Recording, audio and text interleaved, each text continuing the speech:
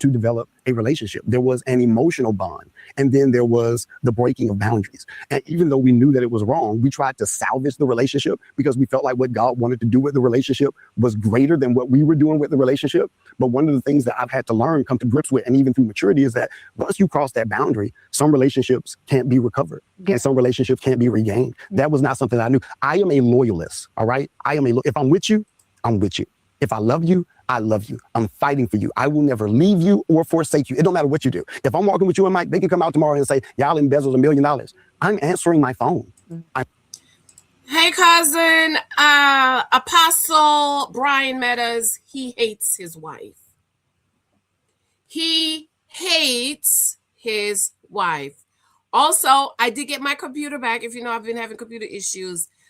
But I totally forgot my guy had to rebuild the inside. So I'm back on my backup computer. I don't know what's wrong with it. And I got all dolled up and cute for y'all this morning. And the computer, I didn't have time to hook everything up. So anyways, if you've heard, you should hear by now that this alleged apostle had a 12 to 13 year relationship with this young woman. This young woman at the time was 18 years old and he was almost 30 years old. So in other words, he groomed her. When I have more time, I'm going to come back and I'm going to go through her video. We think this is the young woman who is confessing. And we're going to give her a whole lot of grace. We're giving her a lot of grace because she was 18.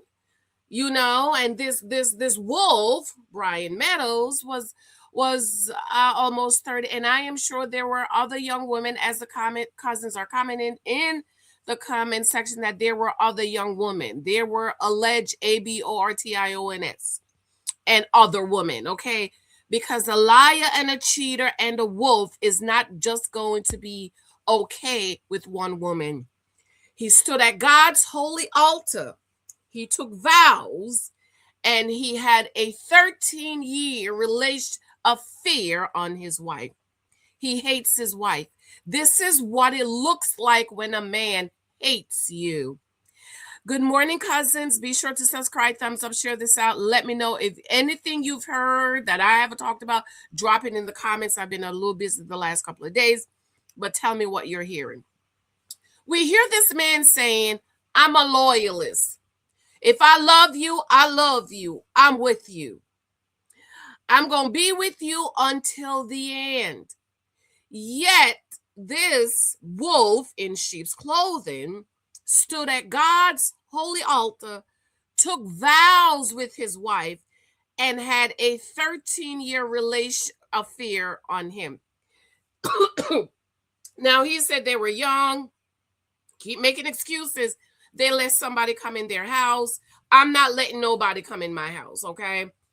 One of the things the older woman told us younger women, don't let people stay with you. When you get married, you do not let people come stay in your house, okay?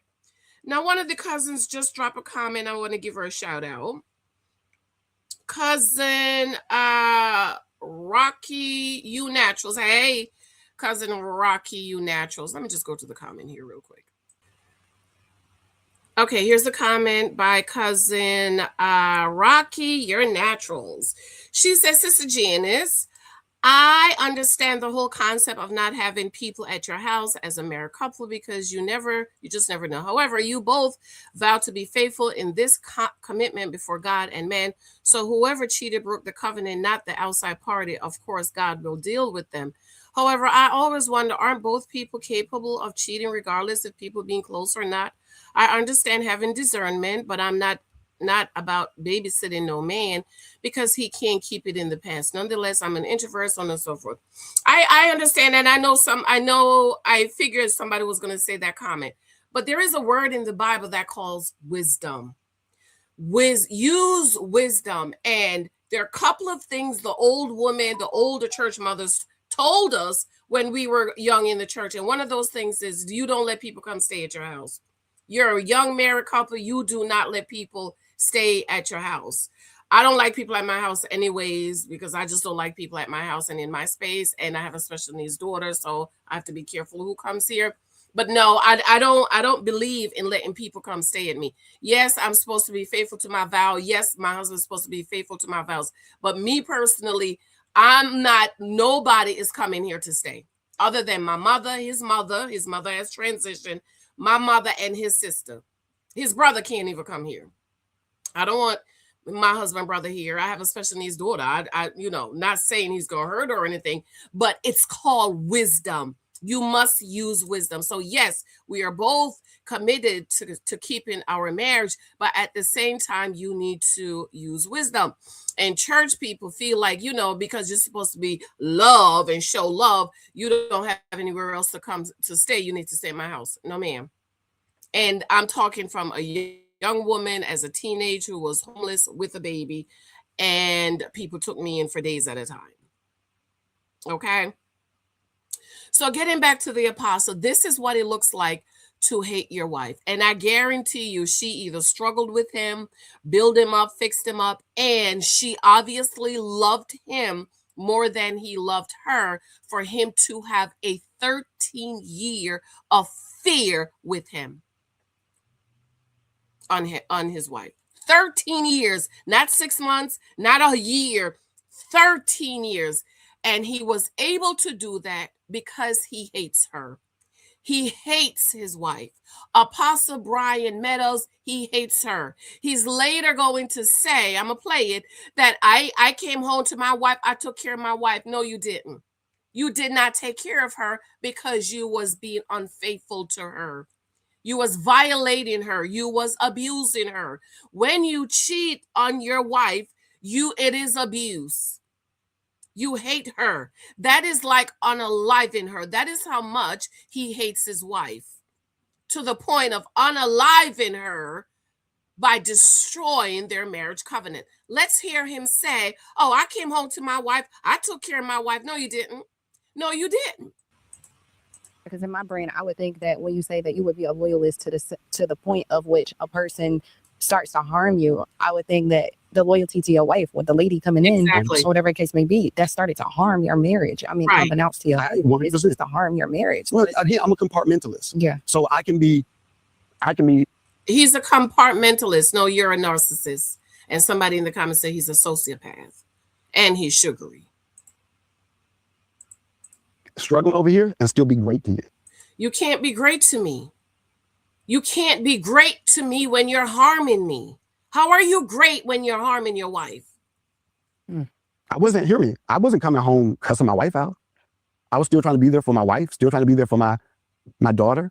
Every check I got, I gave it to my wife. I was trying to provide. I did provide for my house. And so, no, I was trying to be a great dad. I was trying to be a great father. The compartmentalization. And I think that's where the devil deceived me. But that's where the devil You see how he's blaming the devil? That's how the devil deceived me. Oh, I wasn't coming home cussing my wife. I was being great. No, you wasn't. You wasn't.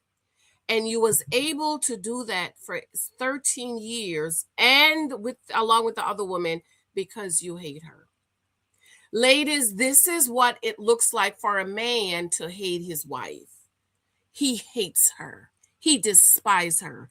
And she obviously loves him more than she loves her because she is still with that man. After 13 years of an affair? No way. There is no way. And y'all know how I am. I'm 13 years, no. And he was able to do that because he hates her. This is what it looks like. This is the definition of hate in your wife. He hates her. Now, he is the type of pastor, I guarantee you, that will tell married couples that, especially the wife who has had adultery in their marriage, he is the type of wolf in sheep's clothing. He's not a sheep in sheep's clothing no more. He's just a wolf who will tell a wife, well, not because he cheats on you mean he doesn't love you, when that is the definition of I love you. Your husband being unfaithful to you and being unfaithful for 13 years is the definition of he does not love you. And they tell you that it doesn't mean he doesn't love you. But then my question is, what is the definition of you loving me? If you having an affair and breaking our marriage covenant, gambling with me and our children, if that means you do not love me, please tell me the definition of loving me. What is the proof that you love me? You cheating, you having an affair, you gambling is not proof that you don't love me. What is the proof that you love me? If you can do all of those things and say you still love me, please tell me what is the proof that you love me. I love my husband, so I'm not spreading my legs to no other man. My husband says he loves me, so you shouldn't be putting your dingling anybody's kitty cat, having no emotional relationship with nobody else. Yes, Michael? Because I'll tell you later. Because you love me. Right? So these are things we stand at God's holy altar and we take vows and we say, forsaken everyone else. Love your wife like Christ loved the church. You tell me, sir. How are you loving your wife when you have a 13-year affair on her? He doesn't love her. He was able to do that because he hates her. And now they're on Facebook posting pictures, going out eating, and she's sitting up there grinning and carrying on. Ladies, if y'all in that church, get out of that church. Everybody that got married under this adulterous pastor, y'all need to go get married again. Go get married again. If y'all in that church, please do not go to marriage counseling. If y'all in that church, please do not listen to that wife. She's going to tell you to stay with the abuser. He is an abuser. He's an abuser. I have to go. I love you. Comment below. Let me know what you think. The husband profile is coming up in April. You want to sign up. The link is below. Be sure to sign up. Send me an email so I could add you to my one-on-one list. I absolutely love you. I adore you. Check out the other video I did yesterday where we go more and more in depth in this video. See the video I posted this morning about Nene Leak's new boyfriend. He got a criminal record, girl. I love you. Talk to you later. Bye.